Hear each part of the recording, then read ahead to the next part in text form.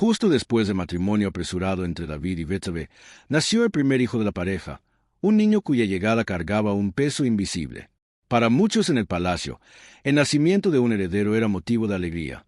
Pero para David había un silencio diferente detrás de aquel llanto de recién nacido. El niño era fruto de una historia marcada por pecado, dolor y decisiones precipitadas. Y aunque David intentara seguir adelante, su corazón sabía que aquel comienzo no era de inocencia, sino de consecuencia. Betsabé, aún emocionalmente herida por la pérdida de Urías y por la rapidez con que todo había ocurrido, sostenía al bebé entre los brazos con una mezcla de amor y melancolía. Lo amaba sinceramente, pero también llevaba en la mirada la conciencia de que aquel pequeño no estaba llegando al mundo en un ambiente de paz, sino en medio de secretos y heridas abiertas. Y entonces, pocos días después del nacimiento, algo terrible sucedió. El niño empezó a enfermar. Al principio parecía solo una fiebre común, pero rápidamente se hizo evidente que había algo mayor, algo profundo, algo que ni los mejores curanderos del reino podían explicar. La fragilidad del bebé aumentaba día tras día, como si la vida se escapara de sus manos de una manera silenciosa e inevitable. Fue en ese momento que David sintió el peso de las palabras de Natán caer sobre su alma con una fuerza total. La profecía se estaba cumpliendo delante de sus ojos. Él, que tantas veces había enfrentado gigantes y ejércitos con valentía, ahora estaba de rodillas ante mayor miedo de un padre: perder a su hijo. El dolor no era solo físico, era espiritual. No era únicamente el sufrimiento por la enfermedad. Era el reconocimiento de que aquella batalla no podía ganarla con espada, autoridad o estrategia. David se retiró a un rincón de palacio, se postró en el suelo y clamó a Dios con todas las fuerzas de su corazón. Ayunó, lloró, rechazó comida, rechazó compañía. David ya no era el rey en ese momento, era solo un hombre quebrado, suplicando misericordia por su hijo. Con cada gemido del niño, el corazón de David temblaba. Con cada día que pasaba, quedaba más claro que el juicio divino se estaba cumpliendo. Mientras tanto, Betsabé permanecía al lado del bebé, exhausta, sufriendo no solo por la enfermedad del hijo, sino también por el peso emocional de todo lo que había ocurrido. Sentía las miradas silenciosas de los siervos, las conversaciones susurradas en los pasillos, la tensión invisible que rondaba el palacio. La enfermedad del bebé no era solo una tragedia familiar, era un recordatorio vivo de la victoria de la verdad sobre el secreto. Y aún en medio del dolor, algo profundo estaba ocurriendo en el corazón de David. El arrepentimiento se estaba convirtiendo en transformación. El dolor estaba dando lugar a una nueva conciencia. La conciencia de que nada, absolutamente nada, escapa a los ojos de Dios. Ese momento marcaría a David para siempre, no como rey, sino como hombre. Y también sería el punto donde la misericordia de Dios comenzaría a reconstruir todo lo que había sido quebrado. Cuando la enfermedad de su hijo se agravó, David entró en uno de los momentos más intensos y dolorosos de toda su vida. El rey guerrero, que ya había enfrentado batallas imposibles, ahora estaba ante algo que ninguna espada podía vencer. Con cada gemido débil del bebé, David sentía su corazón partirse un poco más. La profecía de Natán dejaba claro que ese sufrimiento era parte de las consecuencias, pero aún así, David se negaba a rendirse. Él creía que mientras hubiera vida, había esperanza. David entonces dejó de lado sus vestiduras reales, abandonó el trono y se lanzó al suelo en profundo desespero. Ayunó, rechazó comida e incluso la compañía de los siervos. Nada más importaba. No había música, no había celebraciones, no había gobierno. El rey desapareció. Solo quedó el hombre, un hombre quebrado, un padre suplicando por su hijo. Durante días, David oró con toda la fuerza de su alma. Clamaba a Dios entre lágrimas, pidiendo misericordia, pidiendo una oportunidad, pidiendo que la vida del bebé fuera preservada. Su rostro tocaba el suelo frío y sus ropas se llenaban de polvo. Era un clamor sincero, profundo, arrancado del corazón. Todo en el palacio parecía detenerse. Todos sabían que aquel era un momento sagrado, un momento de dolor, pero también de esperanza. Los siervos intentaban convencerlo de comer, de descansar, de recuperarse. Pero David permanecía inmóvil, decidido. Él creía que Dios podía cambiar cualquier decreto, que podía revocar cualquier sentencia. Al fin y al cabo, el mismo Dios que juzga es también el Dios que perdona. David se aferró a esa verdad con todas las fuerzas que todavía tenía. Cada madrugada, seguía allí, postrado, derramando su alma en súplicas. Cada amanecer, su cuerpo estaba más débil, pero su clamor más intenso. El desespero no era solo por la enfermedad del niño, sino por la conciencia de que su pecado había abierto una puerta que ahora traía dolor a su casa. Y aún así, David no culpaba a Dios. Él sabía que sus propias decisiones lo habían colocado, pero también sabía que el Señor tenía misericordia para aquellos que se quebrantan de verdad. Ese periodo de ayuno y oración reveló algo poderoso. El rey estaba siendo transformado. El hombre que había intentado esconder el pecado ahora estaba desnudo ante Dios, sin máscaras, sin excusas, sin orgullo, solo un corazón desesperado, arrepentido y completamente entregado. Ese momento marcaría el alma de David para siempre. Después de días de angustia, ayuno y oración intensa, los pasillos del palacio se volvieron aún más silenciosos. Los siervos caminaban con pasos cuidadosos, observando cada detalle, cada movimiento de David, que permanecía postrado en el suelo, debilitado, pero firme en su esperanza. Sin embargo, había algo en el aire, una sensación pesada, como si el momento más difícil estuviera por llegar. Y entonces llegó. El niño murió. El ambiente, antes lleno de tensión y expectativa, ahora se llenó de un silencio doloroso. Los siervos estaban temerosos, intercambiando miradas entre sí.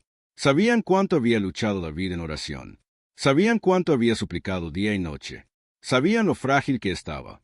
Por eso, nadie se atrevía a acercarse para darle la noticia. Temían su reacción.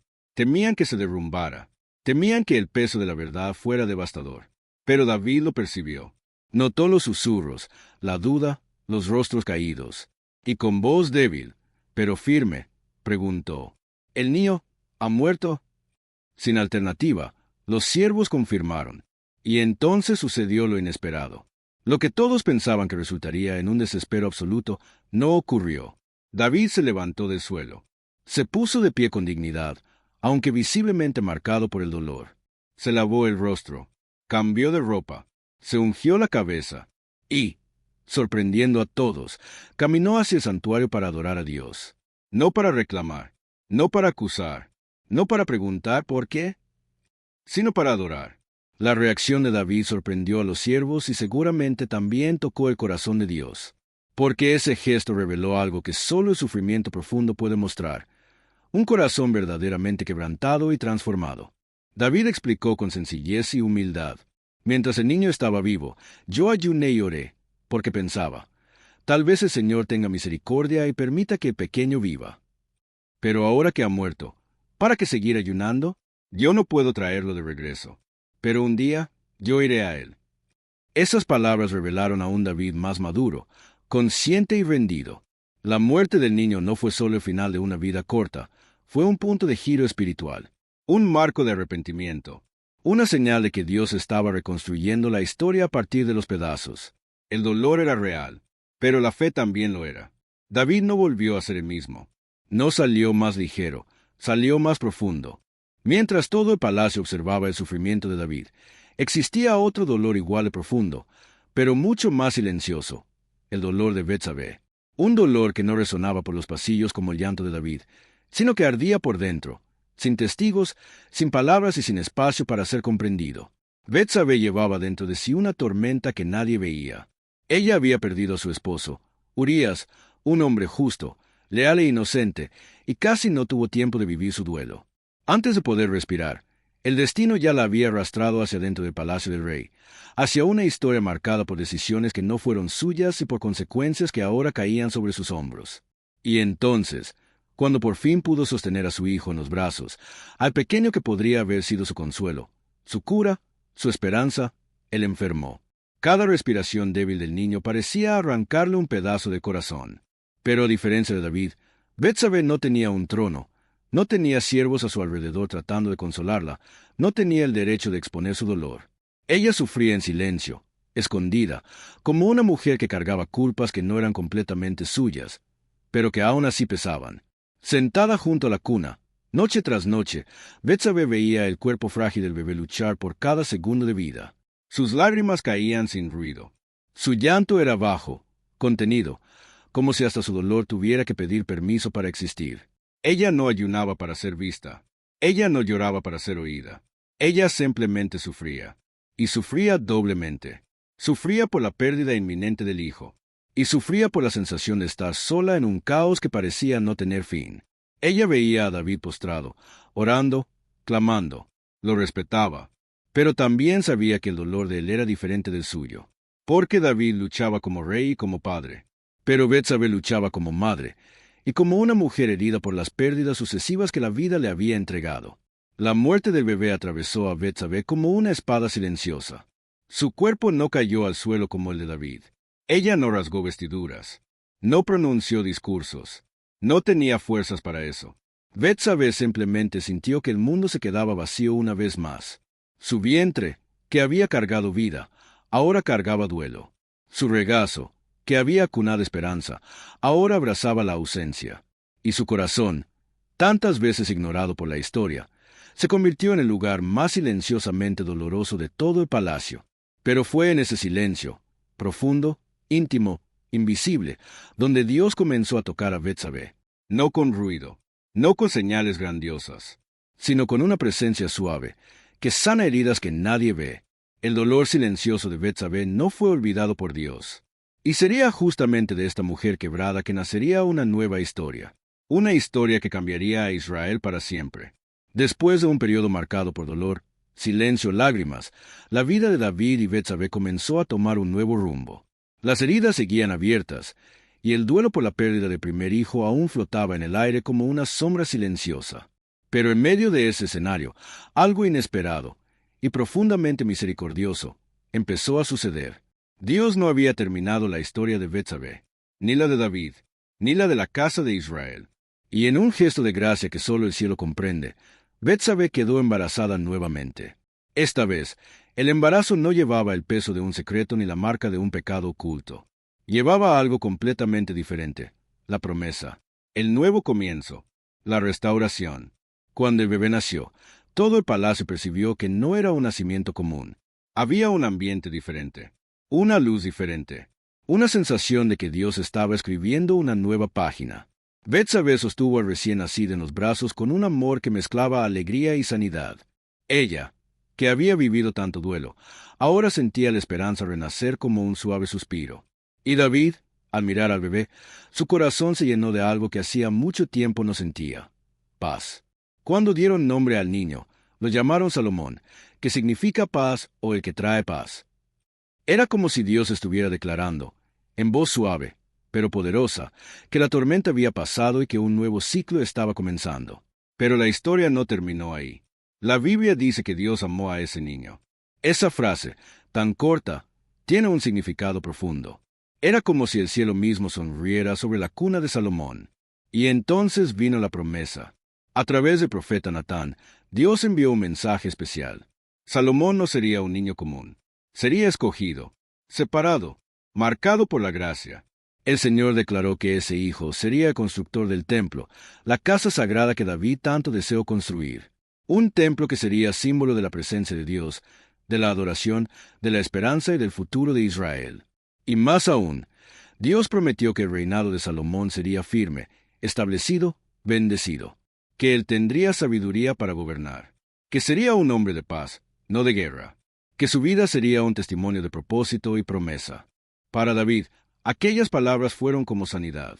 Para Betsabé, como consuelo. Para Israel, como un nuevo comienzo. El nacimiento de Salomón no borró el pasado, pero demostró que Dios transforma dolores en destinos, y que de las cenizas Él hace nacer promesas. Ese niño, frágil, pequeño, pero escogido, sería el instrumento de una nueva era. Una señal de que el amor de Dios es capaz de reconstruir cualquier historia, incluso una historia quebrada. Así comienza la trayectoria de aquel que se convertiría en uno de los mayores reyes de la historia, Salomón, el hijo de la promesa. Cuando Salomón nació, el palacio ya sentía un ambiente diferente. No era solo la llegada de otro hijo de David.